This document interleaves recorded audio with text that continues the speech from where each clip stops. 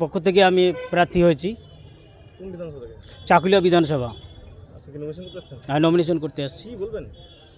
আমি বলবো, দেশে যে আমাদের দুর্নীতি চলছে, যে সাধারণ মানুষকে এখন বর্তমানে যে আমাদের এসআইআর সাধারণ মানুষকে যে ভোট ডিলিট করে দিয়ে যে হয়রানি করা হচ্ছে, এই হয়রানির হাত থেকে সমস্ত নাগরিককে মুক্ত করতে হবে।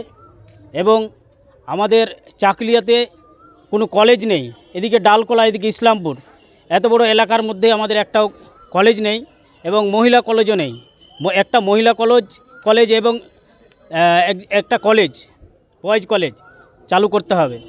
এবং প্রত্যেকটা আমার আরেকটা দাবি থাকবে যে প্রত্যেকটা গ্রাম পঞ্চায়েত অনুপাতে একটা স্বাস্থ্যকেন্দ্র করতে হবে, যাতে এই ডেলিভারিরা যাতে মানে প্রত্যেকটা স্বাস্থ্যকেন্দ্রে এবং প্রত্যেকটা গ্রাম পঞ্চায়েতে করতে পারে, এ দাবি আছে। তাছাড়া শিক্ষার যে বেসরকারীকরণ করে দিচ্ছে, শিক্ষাকে যে আজকে সাধারণ মানুষের নাগালের বাইরে চলে যাচ্ছে, তার জন্য আমি এই আন্দোলনটাকে শক্তিশালী করতেই আমি আজকে এসইউসিআর প্রার্থী হতে বাধ্য হয়েছি। কি নাম আপনার? রাজ্যে 230টা বিধানসভা আসন প্রতিনিধিত্ব করছি। আমাদের জেলায় 9টা বিধানসভার মধ্যে 8টা বিধানসভা প্রতিনিধিত্ব করছি। ইতিমধ্যে আমরা প্রথম দিনই 7টা বিধানসভায় করেছি আমাদের উত্তর দিনাজপুর জেলায়। আজকে বিশেষ কিছু কারণে আমাদের এই চাকুলিয়া বিধানসভায় বাকি ছিল, সেই মনোনয়নপত্র আজকে আমরা জমা দিতে চলেছি। কি বলবেন জেলার মানুষের?